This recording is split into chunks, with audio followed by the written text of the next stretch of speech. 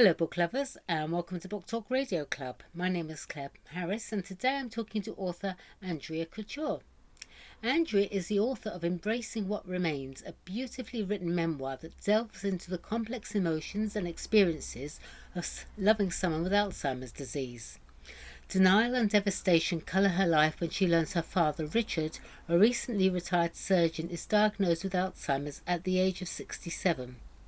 Andrea rides an unpredictable wave of tears, frustration, laughter, irony and surprising joy as she and her family navigate the ups and downs of disease that stills memories, all the while providing hope from the lasting ones that remain.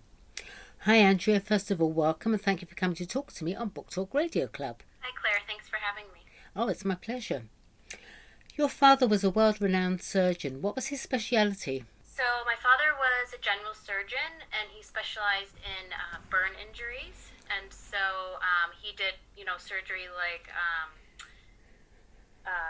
he would remove like gallbladders and do things like that, but then he also did a lot of operating on burn patients who needed skin grafts and things like that after being injured. Wow.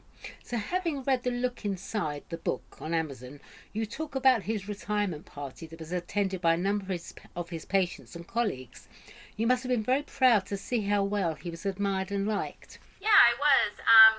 I have to be honest, it wasn't the first time I had attended something in honor of my father. He was often celebrated for different awards and things, but his retirement party was bittersweet because it was a goodbye to his career and also to living in Illinois for my family.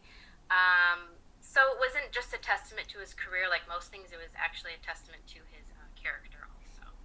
However, at this party, your father revealed that, like two of his colleagues that had been recovering from cancer, that he might be in for similar fate. I'm assuming you thought he meant cancer. How on earth do you deal with a revelation like that? Yeah, that came as quite a shock to me that day. I think after that day, I just started to watch him closely. Unfortunately, I was watching more for physical signs, not so much a mental decline. Right. So was he aware then that he was going to be suffering from Alzheimer's? Was that to what he was referring? I actually don't know, and I'll know now. Upon his retirement, you went skiing together and you say, "This is what I had been waiting for many years for, his chance to just be with my dad, to get to know him as a person, as a man. But this was the last time you were to ski together." Looking back at that trip, what would you say is your biggest regret? I don't really have any regrets from that trip. I do maybe regret that I didn't photograph us. I wish I had taken a picture or chairlift selfie just to have, but I also didn't realize it would be the last time. Well, you never do you? Yeah. How could you possibly know? How soon after the ski trip did you learn that your dad was suffering from Alzheimer's? What were the symptoms? So we found out about a year and a half later when he was diagnosed with dementia, and some of the symptoms for him were actually, I think, noticed by himself, and one was just trouble reading numbers and absolutely reading time, especially on a clock or a watch. Right. Digital time was not an issue, but analog time was.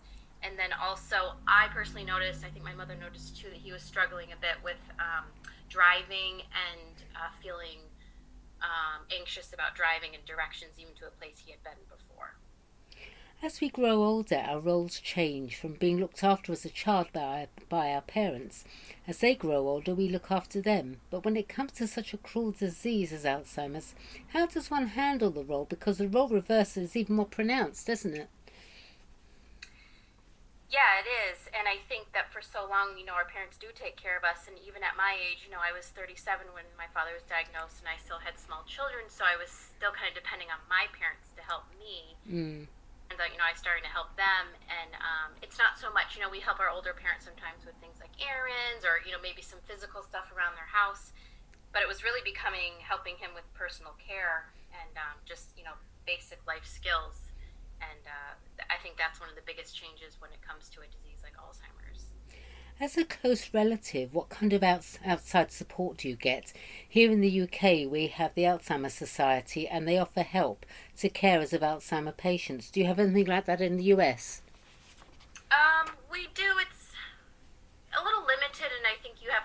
seek it out on your own. I do know that Alzheimer's Foundation of America has some resources if you call their toll-free number, and the association does too. But you really do need to look into it yourself. It's not readily available to us unless we seek it out. Being in the unenviable situation you find yourself, what advice would you give to adult children of parents suffering from Alzheimer's? I think one of the biggest things would be when your parent is diagnosed, probably pretty close to the diagnosis, if not immediately, you should discuss with them the legal issues that might come up. You might want to talk about getting their affairs in order, settling their estate, maybe talking about who's going to have power of attorney once they lose their faculties to make decisions for themselves. Financial issues will come up. You really do need to have those tough conversations. And also, you just have to address the emotional side of things. You really do need to talk to people. You need to tell people what's happening in your family, and you need to get your support system kind of set up so when things get harder, you have that support. Yeah, I can understand that.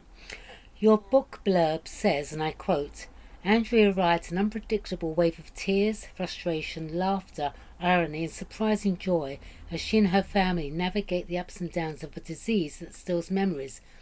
There's laughter and joy, so it's not all dark? No, it's not. I think, the thing about Alzheimer's is it tends to be a very long disease. And so life does still go on and things still make you laugh. And like in my book, I do talk about a couple times that, we kind of started laughing or something that made me laugh. For example, at one point my dad and I are having lunch. It's very quiet. He doesn't talk much at that point. And I asked him if he knew who I was, and he didn't answer me. And I asked him, "Well, do you know that you're my dad?" And he looked at me and he said, "Well, I hope so." And it was more of us laughing together, not so much, at him. It was more like together. And so even if you're far gone, you never know what can kind of spark a little light and joy. And so I held on to that a little bit. Oh, that's lovely. So why did you decide to write the book Embracing What Remains? I think I wrote it, first it was sort of like the way I process a lot of things in my life is I do write, and I find that helps me work through my emotions. And then I realized my story could really probably help others. I also found it somewhat fascinating just watching my father decline from where he was and who he was. I thought other people might be able to connect with that, being successful and so smart, and then, just watching him lose, some abilities, it just began to just be ironic and to me just make a story that other people would need to read maybe. I also wrote the book because when he was diagnosed, I wanted to read a book like mine, and it really wasn't out there for me. And I mean that in the way that my father is a doctor, and I couldn't find another story about a child of a physician that was suffering from Alzheimer's, and I wanted to read basically my own story, so I wrote it myself. It must have been painful, though, to write your story, or did you find it cathartic? I would say you're right, both. It was painful, it was healing, it was cathartic, it was a release for me. And it was also a way to kind of memorialize things and really get things down on paper so I don't forget what happened. And, so I would say it's a gamut of emotions that you kind of run. I bet. What are your most treasured memories of your dad? I think some things I really enjoyed my father were seeing him relax in his hobbies. I never got to really see my father in his career, like in his job, do what he did, just the nature of it. But to see him relax, he loved working in his yard, he loved skiing, he loved being with us, his family and his grandchildren. I loved seeing him at my wedding. It was just, there's a lot of great memories. How's he currently doing? So my father is currently in late stage Alzheimer's. He is bedbound, he is dependent. He's in palliative care at this point, and he's being cared for at home by my mother and some really excellent caregivers. Oh. You've already received some wonderful reviews, including a poignant and heartfelt story of love and compassion. And I highly recommend this book. Fantastic insight and a true love story. Also, this is a heartbreaking and vulnerable story of how difficult it is to navigate the curveballs life throws at us, and boy, don't they just. Where can Book Talk Radio Club listeners purchase Embracing What Remains? So the book is available on Amazon. You can get it if you have a Kindle Unlimited subscription. You can get that for free, or you can buy it if you just have a regular Kindle subscription, and also it's in paperback. Wonderful, wonderful. All right, well, thank you, Andrea. That was great. Thank you so much for talking to us about your book and experience, and thank you, everyone, for listening to Book Talk Radio Club. Lovely to speak to you, Andrea. Bye now.